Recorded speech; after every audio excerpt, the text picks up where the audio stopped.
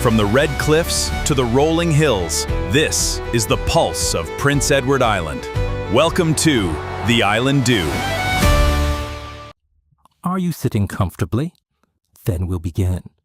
Welcome to another episode brought to you by the Island Dew. Like the sparkling dew covering our island fields on a crisp morning, the Island Dew platform, including the Exchange podcast, Ideas podcast, and the community call-in programming, is your opportunity to connect with islanders, have a voice, and have your say. Call in, comment, engage, participate. This is your medium, your platform for your voice. We want to hear from you, as the Dew provides local context to island issues and opportunities. We're excited to connect again and bring you perspective of islanders. Sit back, relax, and enjoy. Here comes the Dewdrop. We're ready to launch. T-5, 4, 3, 2, 1.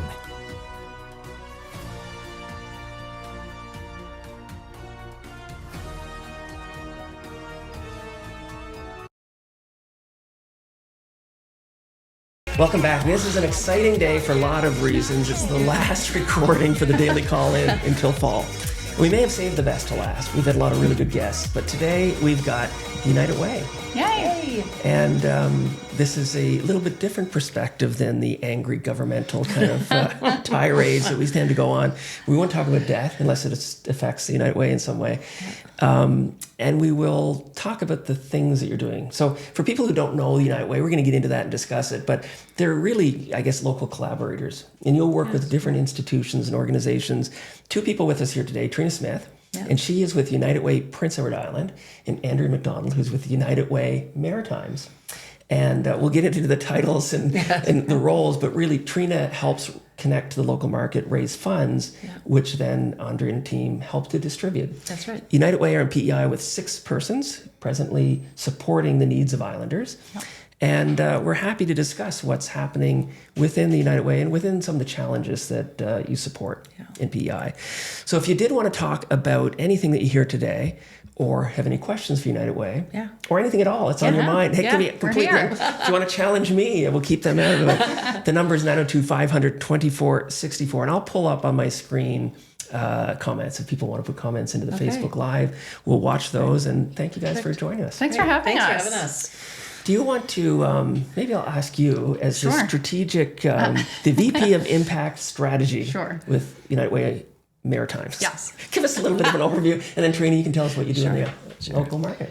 Yeah, so my role, I've been with United Way, it's been 10 years actually this month, based in PEI, and previously focused just on PEI. And the last couple of years ago when we merged, 7 United Ways came together. And So 7 regional United Ways? 7, from across Nova Scotia and New Brunswick in PEI.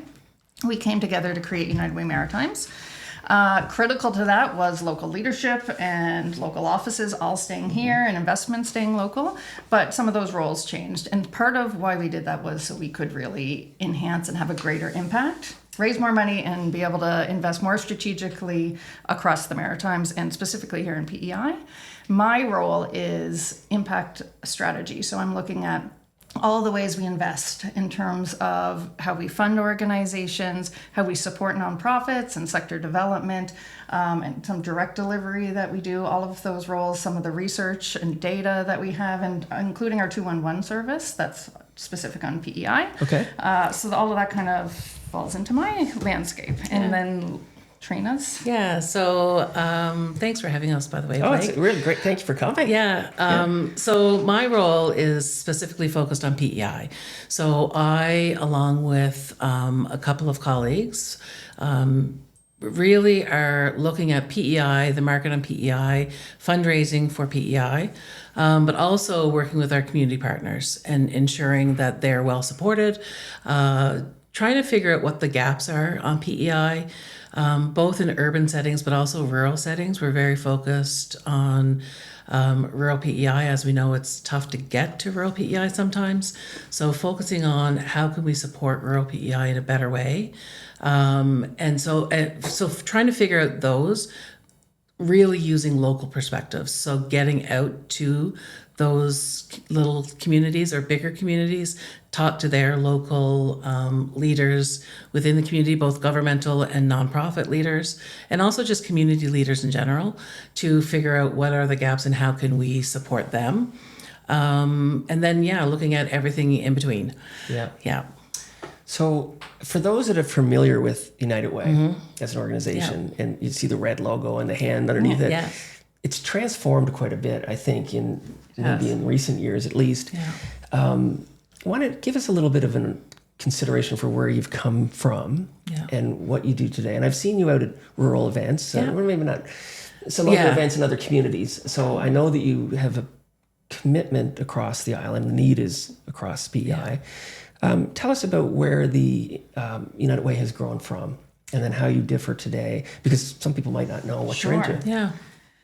I can start. So, historically people would know from quite a while ago what's like the United Fund. A big fundraising campaign every year. We still are fundraising is critical, and donations from individuals, private and workplaces are what and that's where your money comes from? It's all just all regular contributions? We're all donor funded. Yeah, Okay. we do sometimes get grants to do specific projects, but no core funding. We are raising money from philanthropy foundations, private sector, workplace campaigns, all of that. And then we invest that back into communities. So that has not changed. The way we do both the raising of the money and the investing has shifted over the years. Okay. And philanthropy has shifted. So back, in 1960 when we were established, there wasn't that many organizations. So we kind of raised money for everyone and distributed it to everyone. Yeah. But now we've got 1,700 nonprofits. Everyone is raising their own money. So we shifted quite a while ago to being very community impact focused. So we're really strategic in how we invest that money. We look at impact measurement of the change that's happening. And overarching, we're looking at how we bring people together to take bold action on poverty. Okay, and is that one of your primary That's our focus? overarching is always looking at it from a poverty, but we look at poverty not just like from an income lens. It would be how do we prevent people who would be slipping into that? Yeah, right. And then how do we build people out of it? So we focus very much on prevention, intervention, and root causes, and how we're bringing people together to make sure they have their immediate needs met, but also we are looking at what is programming that across could help people who are most vulnerable from falling in. What's the education they need? What are the opportunities they need? What are the connection to mentors they need? And then also if somebody is in that situation, what are things that is going to shift that situation?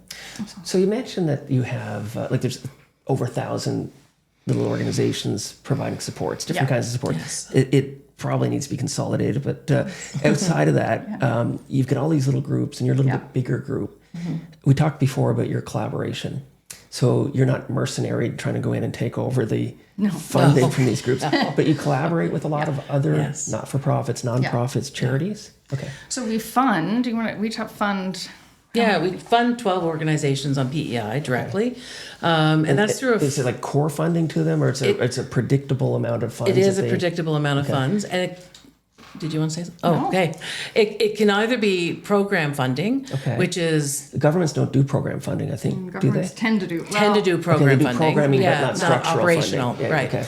So a few years ago, we decided that we were also going to offer operational funding, which is different than program funding in the fact that program funding is for a particular program, whereas operational funding is really at the discretion of the executive director or CEO of that organization. Yeah. However, they do need to report back on impact on certain areas. And you measure that and we based measure on that. the contribution. That's right. So the operational funding, that could be a staff person or could fax be. machine, whatever. Absolutely. But things that the government tends to not be the as government supportive of. does do some operational funding. Okay, I'm trying to trap the government. Okay. So the government do both core and operational. They do. I thought they didn't do It as much operational. It depends. Okay. I mean, really, organizations need more operational funding. We'll be clear. Okay.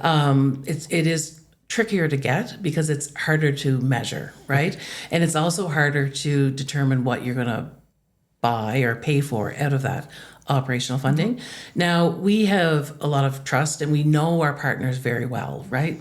So it may be different than government where, they're doing something unusual. They're doing a lot more than obviously than the United Way is, right? Yeah. So with us knowing our partners, we have relationships, we meet with them, we talk with them fairly often. So we have the trust that the money is going To the right place. To the right place. Can you Yeah. say who your 12 partners Absolutely, yeah. So again, these would shift on a biannual basis. So we, are? And do you apply? Yeah, you do. So if I have something called the Human Fund, you might have heard of it. If I want to apply to get funding for the Human Fund, Yeah. which is an old Seinfeld skit. okay, right. So people can apply. Yeah, absolutely. You'll evaluate the merit of Yeah, the Human that's Fund, right. and if you want to support it, Yes. it meets your mandate. 100%. Correct. So you're an engine to facilitate. Yeah, and we Yeah. have a local group of I was just going to say volunteers. that. Yeah. So we have a community impact council Okay. of local leaders from across the island, and actually we'll be looking for other people to join us as well. If So if are you're interested. listening, this could Yeah. be an opportunity. Reach Absolutely. out, Treena or Andrea. I'd love to take your name. Okay. And really with our leadership, this council, they decide on who the funding goes to. Okay. It's arm's length Right? from the It's staff. arm's Are you length guys from the on that staff. council or? I am. Okay. Don't get a vote. Okay. Right. Myself and Sophie Burns, our community relations coordinator, is also on that. Again, we would be more a staff to make sure the paperwork and all of the things are in order. Yeah. Don't have a vote, but we do advise, right? Because again, we know our partners fairly well, but we wouldn't advise on you should fund Blake and not Andrea. Right. Right. But the context of the needs and community to Right. make sure, and a history of an organization, like those things, the staff bring it to And life you've got more versus an application. familiarity Yeah, perhaps with yeah, that. and any questions. And we also do go out during that process and meet with the agencies that are applying. So if the council has questions about a particular agency, Yeah. we as the staff would then go out and meet with the agency, ask these questions, and then bring it back to the next meeting of the council to answer those questions. We know for folks, some people are really great at writing a proposal and some people aren't, but their programming could be great. So we try to make the application simple, clear in the impact, but then fill in the gaps with that's what Treena and her team do, going out to visit people, helps give it more life. No, it's not everybody. It's once they get to a certain stage, but it gives much broader understanding and often influences just like the decisions based on some of the needs that maybe didn't showcase or the way they're operating that maybe just on paper wasn't Ideal for the demonstrated. application. And we also, we know that some grassroots organizations start because of the needs in community. So we want to ensure that we're funding some larger organizations that have been around for 100 years and some smaller organizations that maybe need a foothold but are addressing really important, community needs. Yeah. It does get dry in here. I think the plants actually suck the moisture out of the air. So. No, I have, yeah. So I can read off our funded partners. I'm curious who they are. And yeah. I don't know if you can identify the people on the committees, but even if you just give a sense for the type of person or personality that is helping to make these So on the decisions. committee, we are looking for really a wide berth on lots of people. Okay. So again, looking for that rural perspective, looking for diversity of race, religion, right, orientations, the rural-urban kind of split, immigrants, refugees, those sorts of things, but also local leaders that have been in the community and in different communities for extended periods of time. So really looking for a really nice, diverse group that can have some discussions, but also bring a different perspective to our conversations. And how many people are on that? Right now, we have nine okay. people. However, we probably want to go up to maybe 10, 11, and there will be people exiting that have other commitments, right? So As any organization, these things roll through. That's right. So we'll come back to the 12 organizations you support. Sure. But I'll give that number again because somebody might call and say, look, I want to be in the committee. Or I want to find out how to get funding. The number is 902-500-2464. We'd love for you to call in. And we'll try to get the technology to work to let you connect. You can also send us a note. We're watching the feedback on the Facebook Live site. So pop a note in the comments and we'll bring it up. If you don't want to call, we can state that as well. So back to you, Treena. Give us some more overview on the types of organizations that are benefiting from the work that you're doing. Sure. So like I said, we do 12 organizations. And so these organizations we will fund from 2026 to 2028. So it's a 2-year funding So there's cycle. some commitment to it that That's you can right. actually plan Yes. with. Okay. Yep. So Family Services PEI, which is a counseling service, Okay. free counseling service available to all islanders. Are they across BEI or They just, are across okay. PEI. So they have offices in Charlottetown and Summerside and up west and I think down east. Yeah. I think maybe. So- And they did some online. They did as some well, online. I think it's the online stuff that they're doing as well. Okay. We are funding the shop, which is in Lennox Island, Okay. First Nations, and they're doing a food program for their community, but also expanding to Surrounding neighboring areas. communities as well. So focusing on like fresh food, growing their own, and those sorts of things, but also looking at some cultural arts and crafts types of programming for not only their community but for surrounding areas as well. So Wild Child, which is part I'm of familiar with Sierra that. Club. Are you Sure. familiar with that? Yeah. We had years ago. I had we did some alternate energy. Actually, Oh, a okay. symposium down at the UPI School of Sustainable Design Engineering, and the Wild Child group were there. So Yeah. familiar with that. Yeah, work. so Hannah is wonderful, and they've been she's been at that for a long a time. long time. Okay. Yeah, and very strong partners of ours, and so they take in children and do programming in the wild, essentially, Yeah. for lots of different kids, and Okay. really focusing on those kids that may struggle in a more traditional kind of after-school Structured program, environment, structured environment, and they learn lots of life skills and those sorts of things. Peers Alliance has also been Okay. a long time partner, and we have been with them for a while. The new one that we have is PEI Transgender Network. So we're focusing where they focus on transgender and Non-binary. non-binary yeah, sure. folks. PEI Family Violence Prevention Services. Okay. Anderson House is what people traditionally know. Yes. Okay. So we've been funding them. The Reach Foundation, which is a program that works with youth under the age of 30, I think is what their mandate is now, that struggle with mental health and addiction issues. And they really work with a very diverse group of folks. So they would be considered they wouldn't have to be sober really to enter their programs. And they are really great at helping these youth kind of get off to a great start in life and figure out what they want to do with the rest of their life. So everybody you've mentioned so far Yeah. is a growing sort of cohort of need, I think, Yeah. and I would suggest the numbers probably would suggest support that. Yeah. Is there a range in investment? Like I'm sure, like is there like an upper threshold, and what kind of is. fits the criteria for Yeah. funding? So generally we would fund up to about $40,000 a year. Okay. Yeah. So that's considerable. It's considerable. Yeah.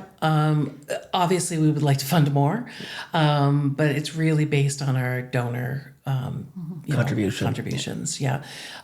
If we raise more, we could fund more, either more organizations and or more money to each organization. Some agencies only apply for $15,000. That's what they need. That's what they need. That's what they apply for. Some agencies apply for the whole $40,000. But there's a couple of agencies that, we fund at, $20,000, $15,000, and some for 30, some for 40. So it's really a range. And that would be for the 2 years, right? So $40,000 per year. $40,000 for the first year, $40,000 for the second year. Yeah. So where does your money come from? So you're the one that raises the money. Correct. Yeah. Well, there's a few of us that raise the money on PEI, but yes. Yeah. Andrea gets to invest it. That's right. She gets to spend it. So where does the money come? What are your primary sources? Because like specifically, I know the provincial government. Like where kind of does the primarily it comes from individuals, right? Okay. So individuals through either workplace campaigns or individual donations. Also businesses, right? Yeah. So corporations give corporate donations. And really we're looking for anybody that would like to donate. And, and we're looking for all ranges as well, right? I think sometimes people think that they have to have, $1,000 to donate. Really and truly, $20 from folks. If everyone gave $20, we'd be really far ahead.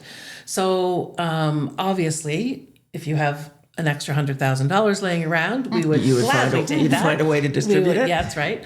However, it's really about building that community base, right? And in terms of, and having people know what we do with the United Way and feeling a part of the United Way, I think is really important.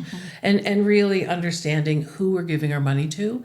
And if you are interested in investing in, let's say, youth or in homelessness, So you or can target your investment. we can target investments, and we can, depending on the amount of donation you're giving us, we can also, supply reports based on that particular donation, if that's what the donor wants. Sometimes people just want to donate anonymously and just be done with it, which is also great. Yeah. But if people want to donate, they're more than welcome to give me a call, and we can arrange that. So how does the work here in PEI relate to what's going on in the Maritimes? Because you've got a little bit bigger umbrella that you look after. And there's 7 chapters that kind of amalgamated into the United Way Maritimes? So 2 years ago, July, we are all one organization now, right? Like, so we don't separate as Maritimes versus PEI, but again, the role. So Treena's role is very focused And here the on that 6 local people leadership. here are mostly PEI, or do they do work? It's a mix. So again, my role is here. I'm here. Sure. I work out of here. The leadership is here, and some of that is focused on specifically, and some of it focused on just the work that we do in terms of how we're investing. So again, my role would be helping. Our team comes up with kind of the framework for everybody to use a similar application form, but not make the decision. Treena would work with her team and the Community Impact Council on the decisions. But we look at, here's the things in terms of the strategy of what we're prioritizing. We have certain impact areas, the approach we want to do, and how we help rank them.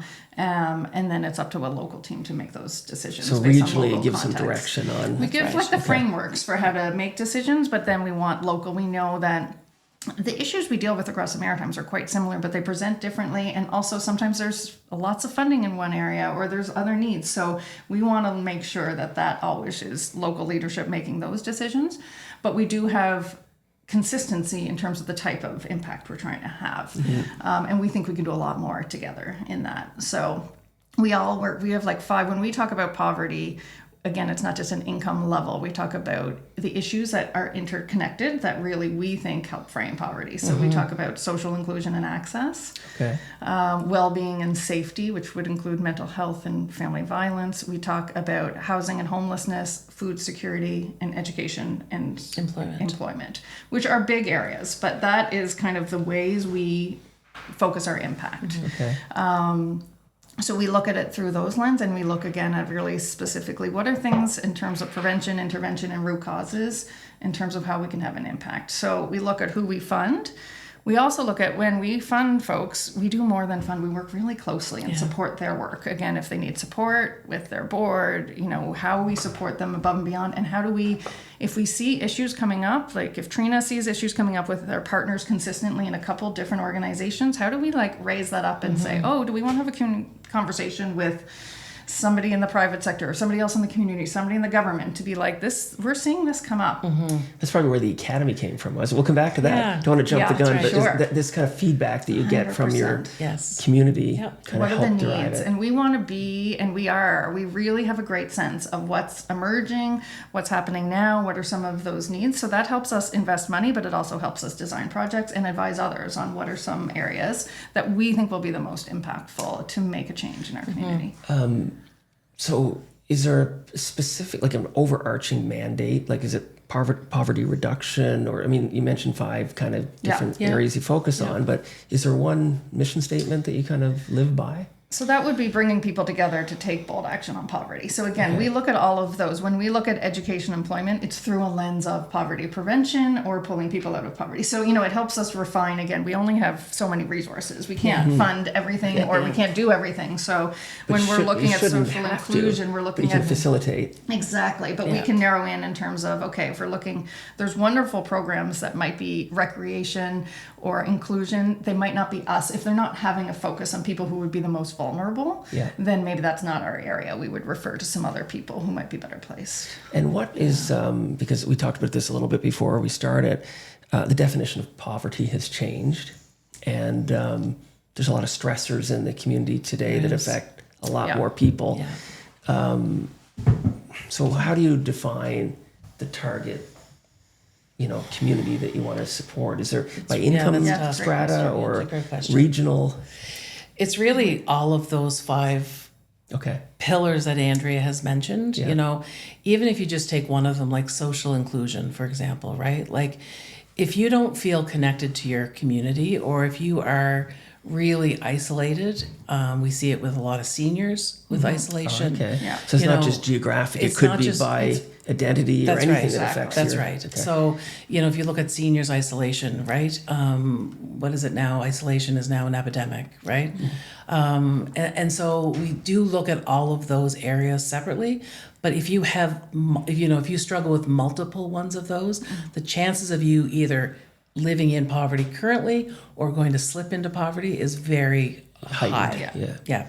So Yeah, because the market basket is what we would consider the level of poverty. So that's what the federal government has said, the market basket measure. And that's different When by region. It is calculated in each area, and it basically is what is the amount it would take a family of 4 or whatever to have a cell phone and a car and like transportation and things. So there's one for Charlottetown and PEI but we don't necessarily look like that would be an indicator, a way we help look at some of the metrics of how things are shifting. But we are very much looking at from who are based on research and evidence. What are the demographics? Who are the individuals we know are the most vulnerable to falling into? Yep. And how do we help people move people out? So it's prevention, not just Prevention remedy and after exactly. So we know that United Way Canada actually just did a report that has 91% of respondents in Atlantic Canada are experiencing some level of financial anxiety right now. 91%. 91%. Yes. Now, some level, self-identified, but Right. Sure. that's a crazy So- number. So anxiety, but also there's pieces of food security and energy were the greatest strains. So we know to be able to help people move, we also immediate needs need to be met. Yeah. Right, we can't ignore them, but our focus is if we're looking at immediate, if people need a bed to sleep in and they need food to eat. That's the but first.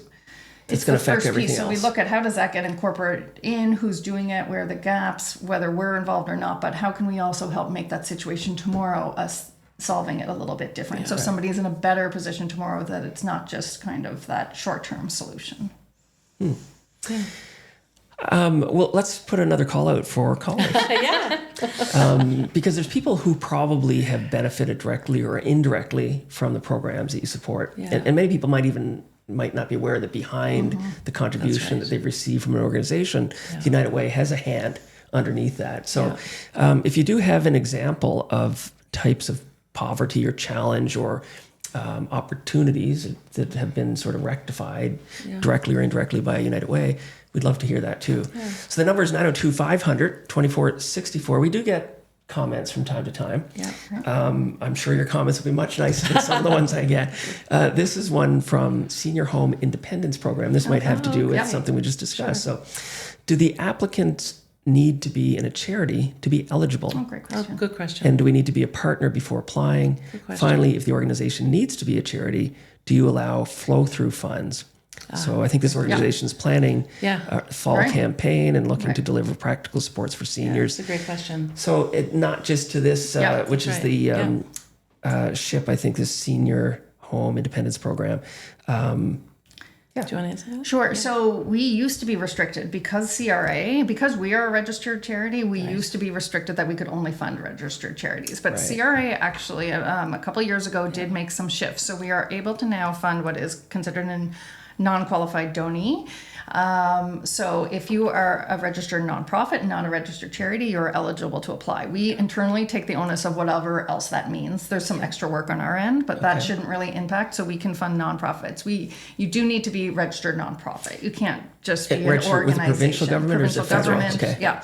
But that opens the door. We know that historically a lot of organizations, equity-led organizations like Black-led, Indigenous, were not registered charities, and there was reasons historically they were not. And then they were then not eligible for funding a lot of the time. So now and it's actually complicated to get registered as a. It is. And there's reporting and there's money requirements. required. there's money and there's certain it does provide accountability, but there's also a whole bunch of, and there's some restrictions. If you're an advocacy organization, then you're actually more restricted. So there might be a reason not to. So we now can fund nonprofits, which is really exciting. Okay. So that in that last shift. And so the flow through is not something we do, but we don't need to. So you can apply directly yourself now. And you do that through Treena. The applications would all flow kind of through the PEI. So we did just complete our funding for the next 2 years. Okay. So our next call for applications will be in about a year and a bit. Yeah. So is it an annual call that you do, or is it biannual because it's a 2-year cycle That's of right. funding? Okay. Yeah. We might have some. Now, I was short-term just or going to other say that funds we or may something. have some other funds available at some point, right? Again, it depends on the funding, right? It depends on some foundations that we've applied to, and if we get those sorts of donations. you got more flexibility. If the government comes to us and says X, right? So there are some times where we would have programs or opportunities to apply for funding. However, our kind of internal cyclical funding would be available every 2 years. So I'm looking for a good news government story. Does okay. government contribute regularly to the United Way? So not to the core operations of the United Way, But is it- however, okay.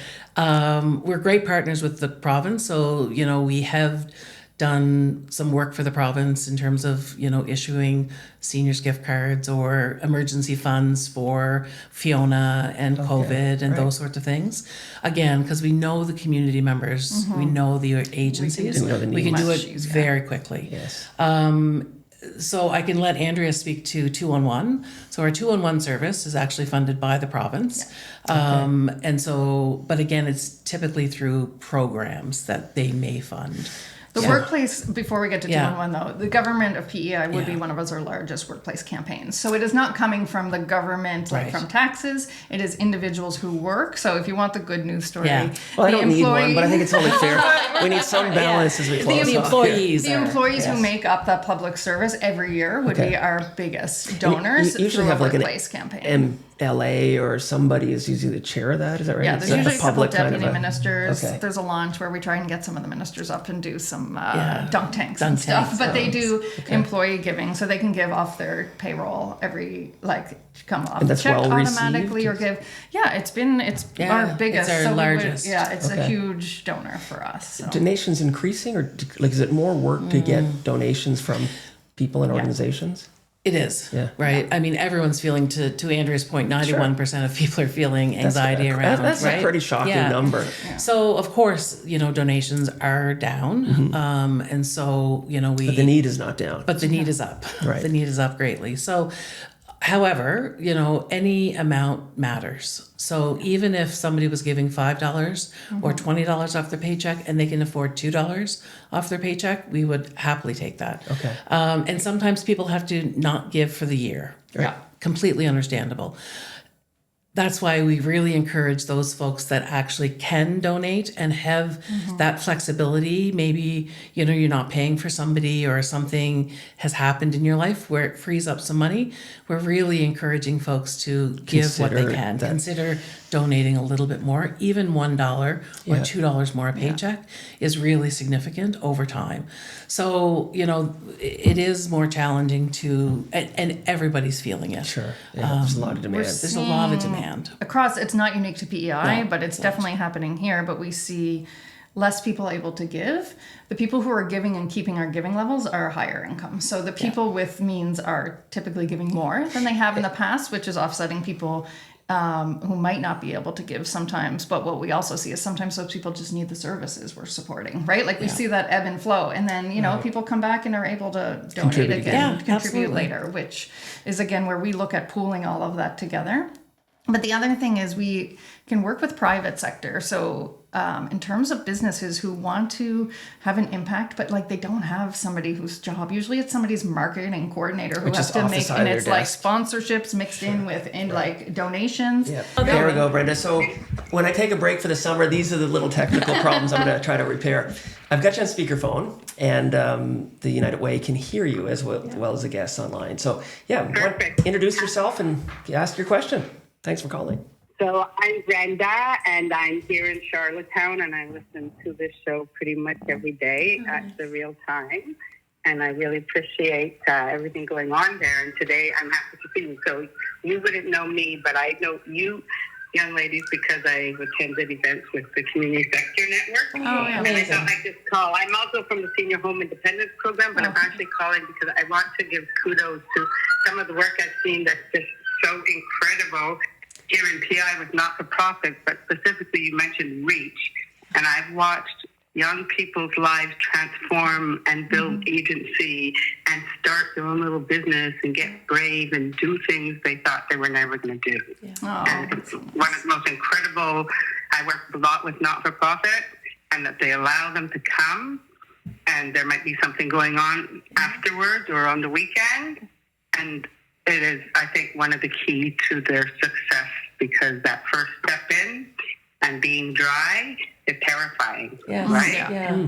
And it's really something. So thanks for funding them, and you'll hear from us at the next round or when you have special projects, because we got federal money to serve seniors at home with no barriers. You need help, you're a senior, we come and help. Oh, amazing. And so we're going to be, and you'll recognize me when you see me, at Skin Notes, so you can speak with her about Brenda. And our organization is called Community Empowerment Project, and we fill gaps in the world around us in Canada, wherever we are. And here it was senior services without any barriers. And so we've been happily working with seniors for 5 years to develop the program, and you'll learn more about it soon enough. But that's kudos to Reach amazing. and everybody else doing good work. Oh, thanks so much, Brenda. And yes, the REACH Foundation is Lisa and her team out there. And what I love about REACH is a lot of the employees that are working for REACH have actually come through the program. Oh, is that right? Yeah, Okay, so they're a giving lot back. of them, Yeah. right? Yeah, which is amazing. And it really is a wonderful organization. So I'll pass that on to Lisa, Brenda, that you called in. And thanks for reaching out, Brenda. You Lisa should knows who I also, am. if you ever want to just come in and talk more Yeah. about the work you're doing, sometimes there's opportunities for us to partner with things absolutely outside of happening. funding. So Yeah. feel free to reach out and we can. 100%. Yeah, great. We'd love to see you again. Thanks, Brenda. All right, so long. Thank you for the call. Thanks, Brenda. So long, have a great summer if we don't speak again. So long. We'll be back in the fall, but thank you so much. Yeah, so long. So thank you for the call, and that's how easy it is. So Yeah. if you want to call in, Yeah. and it's nice to kind of get that feedback Yeah. from people in the It's really community nice. Very nice. that have experienced the benefits of Yeah. what you do. Great. Or if there's so people- that's I'm going to go right back to what I was talking about, Sure. but we can help businesses. So often, again, like if we have, it's almost like a impact consultant, like we can help people say, this is the best way. So you can, invest through us, but we can also just help support impact investing. That's a little bit different. I think things get conflated sometimes between like sponsorship and community investment, but businesses get so many requests. And it's really overwhelming, and people want to do good, but also we have full-time people working on this, and it's still hard to make those decisions and know all the research and the needs of the community. So we always recommend people come like lean on us, ask us whether we can help in terms of how they can have the best use of their funds. So a business that does do charitable contributions, Yep. if Yeah. they wanted to avoid the bombardment Yes. of need, is it something that you can look? United Way take care of it. We make contribution. You manage the 100%. funds. Sure. So that kind of takes the pressure off the Absolutely. HR guy that's doing Yeah. marketing and 10 other things off the side of their Exactly. desk. Yeah. Yes, and we would, Yeah. we do that for a number of businesses, but also we would love to have more, and even just the conversations, right? Yeah. If you're not sure, and perhaps, some businesses maybe have gone from $10,000 to $5,000, and they want to know for that $5,000 or $50,000, what is that best investment for that money? We do have a lens into the community. Yeah. We will be able to tell folks exactly, right, what the biggest Where to apply. Yeah. And like you said, where to make an impact, That's which right. is Make an something impact. many Yes. people are Yeah. looking for. Yeah. And it might be different, like based on their priorities. It's not going to be the same for every organization. Right. If somebody's, their focus as an organization. We've walked people through like facilitating process. Okay, what's important to your employees? What's important to you? How do you want to show up? Is it about having employees volunteering in addition to, what does all of that look like? Because we can also do that as well. Make that decision. Yeah, exactly. Yeah. So we can also, some businesses would like to have their volunteers, or their employees volunteer for the day or for a couple of hours. So we can also help facilitate that with some of our funded partners. With any organizations, but probably. sometimes with all of some of our community members as well. There's another question's come in here. I think I know the answer, but I'll let you guys answer it. Is the United Way affiliated in any way with the United Church of Canada, or they both just happen to have United in their name? Both just have the name. Yeah. I feel like maybe initially when it was started in the States, I think there was multiple. I should know the history, but no, we're not affiliated in any way. Okay. No. And if people, by all means, were watching these comments, scream in here on the online platform, send notes in if you'd like to, or give us a call, 902-500-2464. Absolutely. There's a lot of places that we can still go. Yeah. So maybe I'll ask you, is there anything else that you want to touch on? I've got a few other questions, but what else is kind of...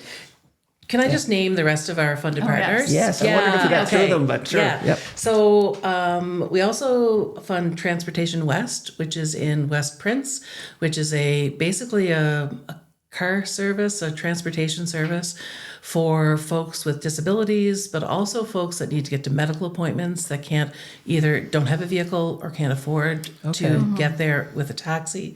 As we know, in rural PEI, transportation is a problem. It's very limited.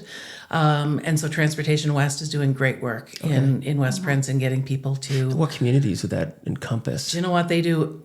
Basically everywhere, and they also drive people to Charlottetown and Summerside For medical appointments as well. Yeah. Okay, good to so know. they have 15 vans that they Are these use. volunteers that would then... No, they're paid. It's an actual organization that manages... That's a big logistic project. The woman that runs that, the executive director, I think she used to work in Ontario with paramedics. So she's been a dispatcher for years, and she is brilliant in terms of logistics. So she's one of the benefactors of the United Way. Okay, good. So Transportation West, BIPOC Usher is another one that we fund, which is an organization in Charlottetown. Yep. Blooming House, which is our local women's shelter. Yep. BGC Prince County, which is in Summerside. That's a big organization. It's a huge organization in Summerside. And Literacy Alliance as well is one that we fund. And we fund their reading program, tutoring program in the summer that's offered at all libraries across PEI. Okay. And so it helps fill that gap of students that are maybe struggling with reading, but that summer gap is really hard. Slide. The summer slide. Yeah. Stay on track Stay and on be ready track. for That's school right. when it starts. Yeah. So you do make charitable contributions from tip to tip of PEI. Yeah. Yes. And if there's an organization or a need, you've probably touched that at some point in your tenure. Yeah, Treena mentioned it, but after COVID and then again after Fiona, both federal government and provincial government really leaned on us. So we had, we distributed funds on behalf of the provincial government and the federal government following COVID. So it meant we had a much broader reach in terms of funding millions of dollars out the door. And then after Do you have the logistic sort of experience? I guess that's why you were leaned on. Yeah. But you were able to manage those funds to get them into the hands of the people. Absolutely. Treena and I were literally at the moment. It was before we now work in the same building that Blake's in. Yeah. But previously, for about 30 years, our office was in the Maritime Electric Building, which many people know us.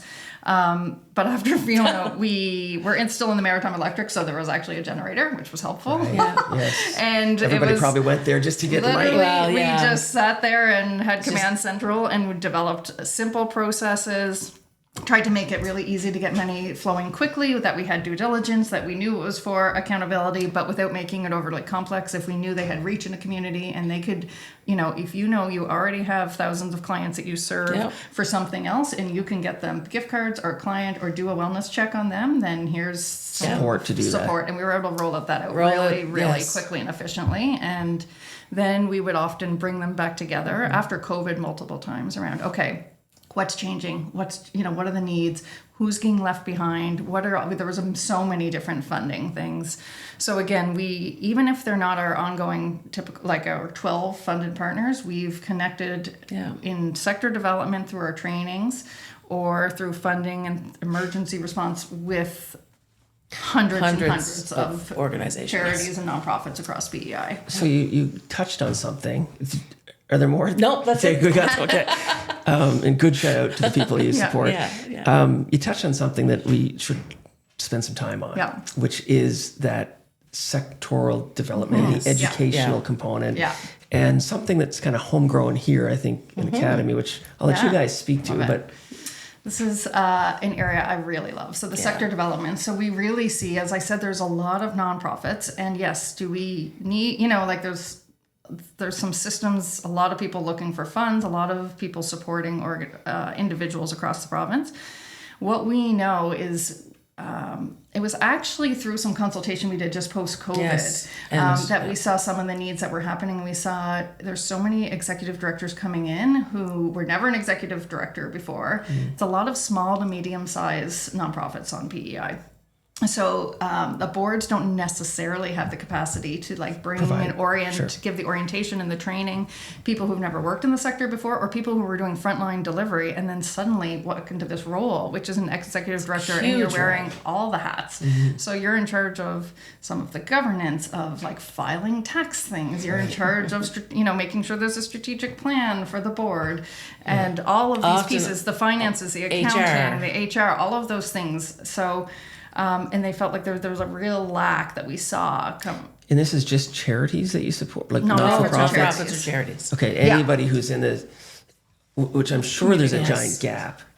It'd have to be. There's trainings out there for there's one-off, but we partnered with Sarah Roach Lewis because this was really apparent. It was a gap we saw. And so we said, okay, we got government funding, provincial government funding to pilot this. And we're now in our 4th cohort in 3 years in PEI. Okay. So it's a year-long program. We train new executive directors.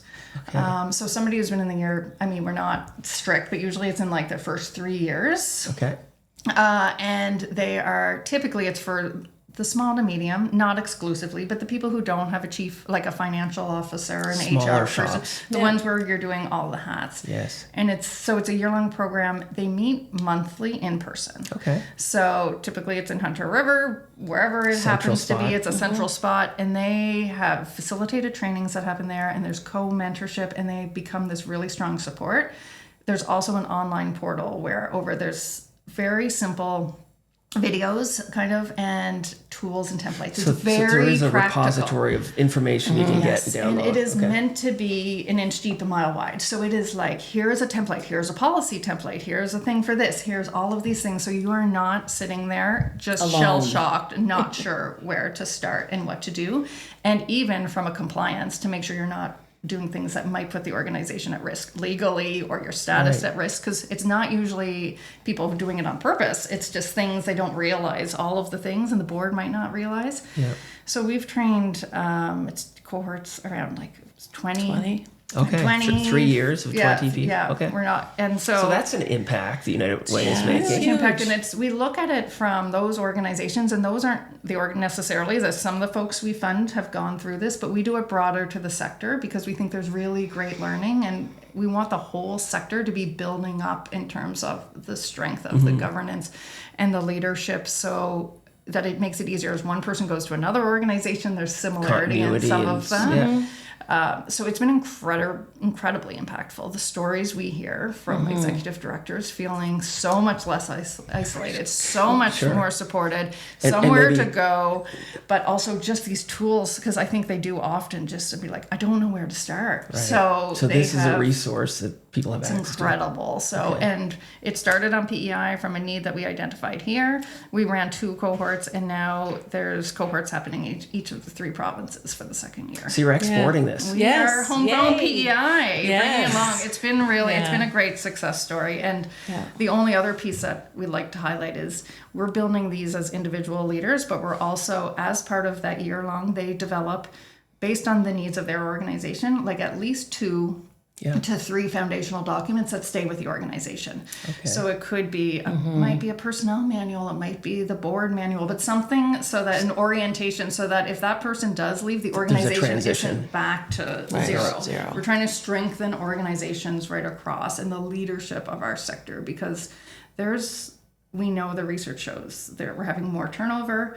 There's a lot of women of a certain demographic age who are in the leadership positions. Yep. And as they start to leave, we're getting younger people With less come experience, in with maybe. less experience. We're having a harder time recruiting. And then you don't get the continuity because people, Yeah. don't stay if they're not comfortable. And also the isolation of really executive directors, isolating right? Like, they have no one to talk to, and now they do. Yeah. Right? They have So that. you've created a community. Absolutely. Okay. And that's not one of the most important, but it's certainly Critical. it's a critical piece. Yeah. Yeah. So that even when the year's over, they have developed this whole group of other executive directors that they can Ask call questions to. on, lean Yeah. on, and say, "This happened. Has this How'd ever you deal happened to with you? this?" What do you do? Yeah. What do we do?"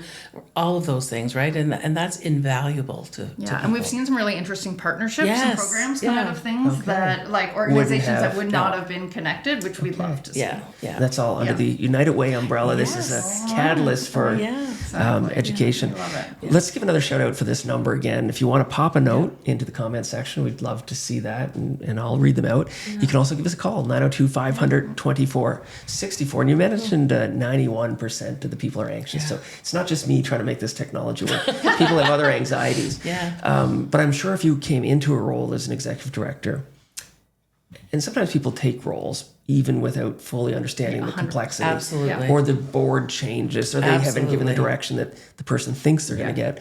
But to have this resource to lean on, Yeah. to get some guidance and deal with unexpected challenges that Yeah. come up a lot. Yeah, Yeah. Because often people, will take a role because they've either worked for the organization and they love the organization, they love the people that they work with. They're You get under the covers, passionate. it's a little bit more Absolutely, challenging. they're passionate about Yeah. the cause, Yes. and then all of a sudden, you're leading the organization. Yeah, Maybe ill-equipped. right. Yeah, It's a very different skill set to do direct delivery and community versus leading. And lots of people thrive in that, but there's some support required. So, Yeah. How many, you said 1,200 charitable? 1,700. That's an 1,700. old stat now. So Yeah. we're looking, I think Community Sector Network actually is going to do some updated research. But yeah, That's a lot There's of- a lot. A lot of, whether you're an executive director or court, whatever your role Yeah. is, you still that's have. also a lot of board people. Right? Yeah. And there's a real lack, we're struggling. People are having a hard time finding board members. A lot of the same people being tapped. So one thing we would like, as we have a new strategic plan, and what we're really trying to do is help, like, what is the structure? How can we support organizations to work together? What are the ways that we know who's focusing on what? Is there like systemic changes we can do? And how can we support that growth over the next 5 years? Yeah, if you don't have a strong, accountable leadership cohort, then not just the people are going to fall through the cracks, but the organization can fall through the crack. One thing that I've seen a lot of is this, organizations. I don't know if United Way do it. I suspect you do, but estates and wills. So there's one of the largest transfers of wealth. Yeah. That's right. Kind of really underway, Yep. like in the trillions of dollars. Like it's unprecedented how much wealth is going to change hands. Yes. Are you guys positioned to grasp some of that? Are you a recognized organization that can receive it, distribute it, and you're willing and Yes. able to do that? Willing and able. Willing and able. That was part of this, again, like we're looking at organizations to come together to be more impactful. Part of like the rationale of us coming together is to have expertise. So we have people on staff who support every office, who could help have conversations. We are building that expertise. We are 100% open to take any of that transfer of wealth. And that's where we're trying to be strategic in terms of Because it is an moving forward. unprecedented opportunity if Absolutely. you're positioned for it. 100%. Yeah. Yeah. And you would make sure that gets distributed to the places it most needs to Absolutely. be. Yeah. So you've got 6 people in the office, 2 are here. Yeah. What do the other 4 people do, and who are they? And let's introduce them to the listeners. Sure. Yeah. Do you want to? Okay. You got it. So we have Julietta Fisher, who is a data analyst. And so she works regionally as well in terms of help supporting data and, donor funds and all of those sorts of things. We have Sophie Burns, who I mentioned before, who helps me with community impact types of things. We have Ira, who is our fund developer. So she is focused on PEI in terms of, again, helping me fundraise. I help her fundraise, actually. She tells me what to do in terms of making sure that we are best aligned for who is talking with which donor, but with each company, and those sorts of things. Then we had Emily. Shout out to Emily. Shout out to Emily. This is her last day of work, actually, before she goes. Happy Canada Day, Emily. Yeah, She's before having a baby. She's having a baby. Okay. So Emily is on our, she's director of marketing for United Way Maritimes, and again works on a regional role. However, Emily has been on PEI. How long has she been with us? 7 years, 8 years, 8 years maybe. And she was the marketing specialist on PEI prior to this amalgamation. So Emily, and then myself and Andrea.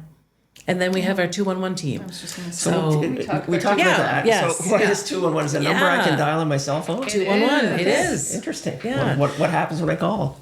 Well, when you call 211, so 211 is a navigation service to help navigate through like the social service sector. Okay. So if you're looking Is for it just provincial or is it maritime wide or? It's done every province has a version of this, but this is ours is 211 PEI. This is specifically, we are funded, United Way is funded by the government by social development and seniors specifically, but from the entire government to deliver 211 service. Okay. So you can call, basically you don't need to know what organization you want or what program you want. You can call and say, this is a need I have and I don't know where to go. So this is a Sherpa to get you through the maze of navigation that you're Research showed it would encumbered with. take 7 calls to get to the right call. Yeah, I can believe that. Which is, but and that's frustrating for all of us. But if you're in a really vulnerable situation to have to explain what's happening, you're not 7 making that times. 4th, 5th, 6th call. Right. When somebody says, well, okay, yeah, but we can't help you. And there's emergent situations that you fund where people are in vulnerable situations. So And this is anything. So it's not actually just social. So if you need to know, like, there's an animal in my backyard and I don't know who to call, you can call 211 and they say, this is the people you call. If you need food and you don't know, they can look at, okay, here's a food bank, but also there's a community kitchen here. Like, there's all of these different programs. So we have a database of every nonprofit government service. So you don't need to know or care. You will be directed to the programs that are eligible for you, and you won't be directed if you don't meet the criteria, which is the biggest piece. So if there's an income cutoff, You can direct you'd be to the asked right. first. yes. And it's confidential, but they will ask you questions, they will navigate through, and sometimes if there's not a need, like if there's nothing meeting it, we'll look at, okay, so if somebody's struggling with rent and we've looked at all the programs, there's nothing, we'll say, okay, what about the home heat program? What about some food banks that could maybe offset some other costs that you have, and allow you to still get your rent paid? It could be education program support for seniors who are, a parent who is aging. Anything that you're not sure what a programs social exist, challenge. you can go. Well, not It's even. just so. I called Yeah, 211. financial. Yeah, Yeah. during COVID, Yeah. I called 211 a couple of times because my siblings live in Vermont, Okay. and the border was shut. changing Yeah. all the Yeah. time. Requirements, what you need to travel, all of those things. Yeah. I would call 211 and say, okay, today, what's the update, right? Because the 211 staff will sit on, the government media, right, releases and all of those sorts of things. So really up to date. So tell me, is it just during business hours or? Nope, so 24/7, I can call. 365 days a year, and there's translation services. So there's a language line. If you don't speak English, there is a language line in 165 languages. So this is a United Way function. There's a call center that kind of does the back so end the of call it. center, we partner with an organization that operates the contact center, which is 211 in Nova Scotia. Okay. And they answer our calls, and then over hours it's in Ontario, but it's our database. So we have 2 staff that work full time, 3 actually, because we have Ghislaine who's we're working closely on integrating 211 into the patient medical homes as a way that we can offset the burden. So if people have needs that are outside of a direct prescription that a health provider can give, that they can be referring to 211. Okay. So we have 3 staff, but 2 are working, making sure that database is up to date, that all of the programs we're reaching out and And confirming. you manage that database Yes, kind of in here your on office. PEI. Okay. Yeah. Yep. Because we know, I mean, yourself. Things change from, pretty quick. Oh my God. and owning a business, the hardest part is updating the database, right? Yeah. To ensure that the business is still open, that service is still available, that The funding there's hasn't run out. Yeah, There absolutely. used to be those resource guides, like there'd be always these things, and they'd be out of date the minute it would be course. printed, right? Yeah. So we always encourage anybody who's looking at doing, first of all, reach Yeah. out just so we don't duplicate services. We have a list of everything. If you have a service, make sure we have You're criteria. included. Yeah. It is not for business. We don't include businesses. Businesses. Okay. It is for services that are for individuals and usually free or at least at some kind of a subsidized Or a sliding option. scale of some Yeah, sort. but it's government and nonprofit services. Anything you could think of, just call, and they are the Yeah. most lovely humans who answer that phone. They'd have to be. They're They so have to be nice. compassionate and patient. Yeah, And and the other thing that I like to say is there's no time limit on the call. Yeah. So Okay. oftentimes, particularly, I've been in this situation myself. When you're in crisis, you might have 6 things that you need to deal with. but even just right? get your thoughts organized. to get your Yeah. thoughts organized, but the call takers, the navigators will help prioritize. Yeah. Right, prioritize your internal dialogue within your head, Yeah. where sometimes you can't prioritize for yourself. So they will spend, some of our calls are 20 minutes, half an hour, 45 minutes. Some are 2 seconds. Yeah. Like, what are the borders? Anything changed But today? they're there and patient is needed. Absolutely. Okay. Yeah. Yeah. Yeah. Interesting. So It's a really over my good shoulder is a service. book called Triage that we talked about a few times. So yeah. you're triaging these Yes. Exactly. issues. We're not giving the redirecting. service ourselves. We're just you're trying to getting the help right people. people Yes. to the service. Often we just know people think, oh my God, but I have these needs and there's nothing that exists. And we know it exists, but Yeah. there's no way for one person to know the things. So we just, and again, Navigate. if somebody else wants to it's the best place to refer. When it's outside your scope, just tell Yeah. them to call 211. Okay. Yeah. And I think people are starting to hear about it Yeah. now, but it's been, Takes a while. 6 There's- years. There's a lot of these digits that provide different access points. So Exactly. just dial 211. There's a website too. We have an amazing website that also, if people would prefer to access it that and is way. this all linked through the United Way website? It would be it's- on there, but it's on also there. pe.211.ca would be the website specifically. Yeah. Or just Google 211 PEI. Yeah. And it And comes it'll up. Or just type it in your phone. Yeah. Exactly. Yeah. Remember that Just number. call. Or just Yes. call 211. Right. Right. Some people got confused. They'd be like, "Is it two? What's the number though?" Right? Yeah. Like, So no, just dial digit two, 211. digit one, digit one. So it's kind of like 911, 811, Yeah, right. 511, 211. Yeah. Right? Same. Yeah. Yeah. 988. Very good. Yeah. Well, we've talked about poverty reduction. We've talked about intervention. We've talked about education. What else would you want to touch on in the time that we've got to share with Islanders? Well, maybe we'll touch on United by Song, which is That's an annual event It's an annual Okay. event. Yep. It's a lovely event, actually. at the Confed Center. At the Confederation Center. This year it's going to be on October 28th, but essentially United by Song brings together storytellers that have used some of our funded partners' services. Okay. That are far enough along in their journey that they feel comfortable and confident to tell their story from a success lens. Right? That they're now finished a program or finished a service. They feel successful in their life and are successful. They're able to get up and tell their own story on stage, which is nerve-wracking for anybody. And probably emotional too. For Very people emotional. listening. Yeah. And they are hooked up with a local songwriter. Oh. And okay, this is kind of cool. Yeah. Okay. And that local songwriter hears this story for the first time before anybody else does. So the songwriter and the storyteller match up. Yeah. And the songwriter writes a song specifically for that story. And the first time anybody hears that song is on the stage on October 28th. And then after, does the song go first, and then the person who's provided the content shares the story The behind story it? actually goes first. Okay. Yep. Yeah. And then the songwriter comes on and sings. And it's so emotional, so beautiful. And this is going to be our fourth year? Question. Fifth year, I think. We had a break. We had a with break for COVID. Yeah. Everything had a break yeah, for COVID. Exactly, right? And really, this is a thank you to our donors, our businesses, but also an opportunity for people that would like to donate, but also would like to just find out about United Way and what services we fund, but also other agencies within. And do you buy a ticket for that? Yep. Okay. So you do buy a ticket through the Confederation Center Through the website. box office, Yep. okay. It's very affordable. I think the tickets now are $25, something like that. And how many like it would change year to year, but roughly how many people would have This year we're aiming for 3. Okay. Yeah, so we look for 3 storytellers. Yeah.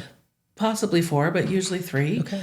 And Craig Fair is the production. So I hear about Craig Fair all the time. Yeah. And I think I've seen him doing the dueling pianos, if I'm not mistaken, but he's kind of built this entire production enterprise. So I don't know who he is, but I'm Yeah. impressed by what I've seen and heard. So We've had different people. We've had different people. John worked Conley with us. was on us yes, okay. for Yeah. years Yeah. with us. And now last year, Craig Fair. and we do them in 3 provinces now that we were amalgamated, right? Okay. So, and he's producing all 3 shows. There's one show this year in PEI. We always have one in PEI. So this would be a pretty polished event, Yes, especially after Spread 5 it, yeah, years. it's beautiful. It is. The work we do can be really challenging, and like those stories can sometimes be very difficult to hear, but they are stories of hope, like of people who have overcome challenges, resilience with support. So it's a way to give back to our donors as like, thank you for this. It's a thank you to community, because the impact, it's hard to tell all of these stories. There's individual stories of people who've overcome addiction, people who've overcome homelessness, and then family violence. Yeah. Yes, yeah. But coming out the other side and be able to reflect back, and then it's just this beautiful music event in terms of, and it's produced very well now. So Craig definitely has brought the huge level, and BMO Private Wealth is our primary sponsor for the last 3 years, and have been huge in bringing people to the event, and That's really great. So we really, again, the people at Nesbitt Burns, BMO, Charlottetown have been wonderful partners, and also they will invite some of their clients, right? Other businesses as well will invite some clients, and we really encourage people to buy a ticket, come out and see it. Federation Center is a lovely, beautiful venue. Yeah. If people want more information, there will be more information on our website. And the Nesbitt folks, so is it Mark Champeau? Is he involved in that at that level, or is it local? So it's Adam Balderson, Adam Graham Balderson, Carr. Graham Carr, and Randy. Okay, good. Yeah, and there's some regional folks too, but they were the ones, they really helped us build it into, like those 3 have been involved with us, because we started it small with Music PEI, but those 3 kind of helped us build it to a bigger event, and so they've been critical to the success. yeah, Very we've good. gotten Well, shout out to Randy, Adam, and Graham. absolutely And their team. Their team is wonderful there. Yeah. And their administrative team and the 3 men are amazing. Yeah. And meeting with them next week, actually, just to kind of solidify some things. Hopefully they're listening today. So let's look at the calendar events. This is October. Right. Yes. What else do you have in your calendar that's slated that might be consideration for people, or that you might want to be aware of? So we just finished a Seeing is Believing tour, which is a tour, again, for donors and potential donors to come and actually visit some of our funded partners. Okay. So that we just did last month, but we'll be doing it again next year. And that's a really important event because, again, people, the can comments that see we where hear. your contributions are. Absolutely. And they've heard of these agencies, but really talking to the people that work there, sometimes you get to meet some of the participants of the programs and the guests of the programs, and really and truly it can change the way people, see their own lives, but also can envision some money going to these organizations. So that, and really through the summer, we're just going to be out meeting with people, right? I would like to know what people do, right? Yeah. Even in terms of just, what do you do in the run of a day? Right. What's your job? Does your employee or business, give money to agencies or so I'll be out meeting with folks. Yeah, we know, again, I think we have this unique ability to have a better lens across all of these different needs. So this opportunity for us to probably got connect the best with lens. businesses. Like, who else would have more visibility into what's happening across the province? We work really hard at it. Yeah, we do. But we also know nobody can do it alone. So we know we need private sector and government and individuals to come with us to do this. And that's the success of United Way and partners. So that's that unique piece, a value proposition that we have, which is come with us and we can do much more together. And individuals, there's always everybody needs help at some point. But when we collectively are making that system better to support everyone, we all need to be part of that. And I think the opportunity to come and partner with us and move things forward is great. We also do an event in the summer in August. We're getting all of our funded partners together to, again, do a few hours of meet and greet within, because some of these agencies don't know each other. Of course. Right? So cross-pollination is really important Yeah. and to figure out who's supporting who. So that's an event every year you'd hold that? Yeah, we hold that every year. And we'll likely be doing some governance training for board governance training in the fall. So more details will come early in fall on that. Yeah. And then our provincial campaign launches in September with the provincial government, but also other workplace campaigns are launching around the same time. And Yeah. What else is happening? Lots of things. Always busy. Always busy. I think, when you're talking, I was thinking that so the Mandalorian would probably say this is the United Way. Yeah. Okay.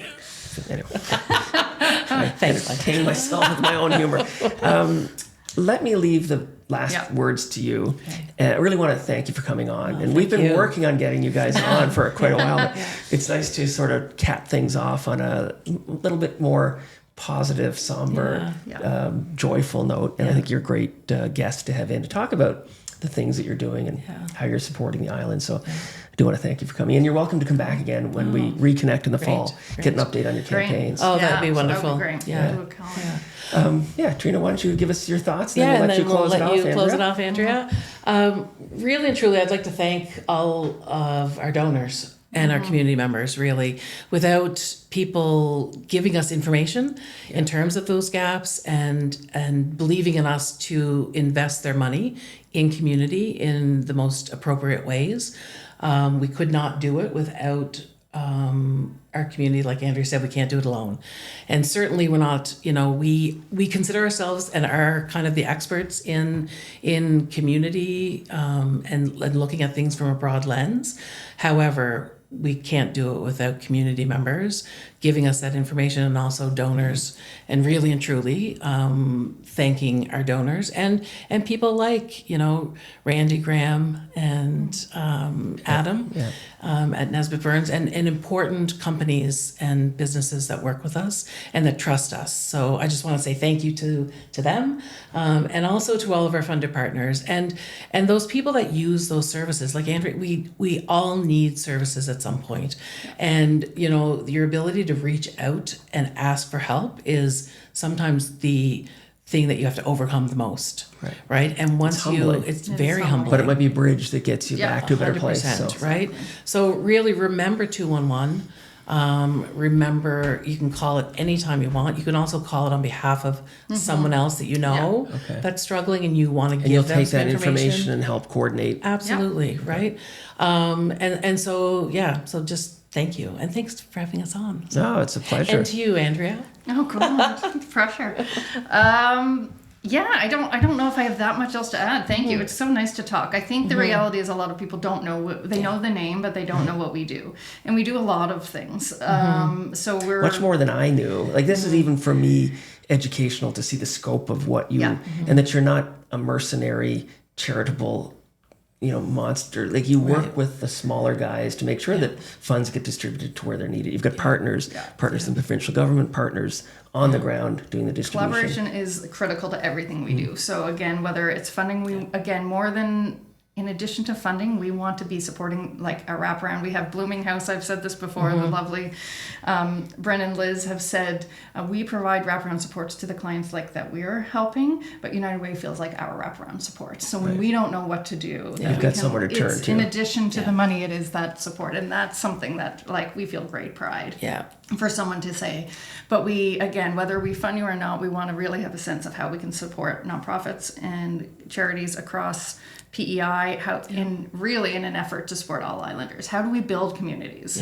How can we build strong communities where people are able to thrive? And that's, again, we don't do that. We do that together with donors, business, private, government. And we're excited to keep doing it. And we want people to reach out. Well, it was great having you in. Great. Yeah, and it was inspiring, but it was educational for me. Great. And I think you guys have both been doing this for quite a while, so it's a vocation that you guys have taken on to support the work that you do and the people that you work with. And thank you for what you do on behalf of Islanders. We will be taking a little bit of rest, or I will be. Right. You guys are. You're You're going to keep working. We're going to keep working. So if you do want to make a donation, you can catch United. What's the website address to get more information? United Way PEI. UnitedWayMaritimes.ca is the best place, but if you do PEI United Way, it'll take you there. You can direct specifically to PEI or just call Treena. The phone number? 894-8202. 8202. Okay. Yeah. So if you do want more information, reach out. If you are somebody in a position that can make a contribution, you're certainly accepting those. Please. If you can make a contribution to be involved at a leadership level with any of the programs, you're certainly willing to accept those. So lots of opportunities to participate with an umbrella organization that really helps to drive benefit to islanders in need. So Yeah. thank you guys for coming in. So you're going to keep working. I'm Great. not. Right. Lovely. So we're going to do a weekly podcast with the Exchange. I'm going to take a break from the daily call-ins. John Jeffrey's going to continue his weekly podcast. So we'll have content material continue to contribute to this ecosystem that we've built. But we're going to get refocused and recalibrated. And there's no better way to end this. We've had lots of great guests, but this is a really nice way just to kind of close things thank off. you. Thanks So for having us. Thanks we for really having us. appreciate it. Yeah. Happy summer, everybody. Happy summer. Thank you. So look forward to seeing people again and through again, if you want to watch this, it's available on Apple, Spotify, Amazon, YouTube. It's in video and in audio. So you can listen to this over and over Amazing. again. Yeah. I listen to things sometimes to go to sleep, but this might keep you awake. So don't listen to it at bedtime. Thanks again, guys. Thanks, Mike.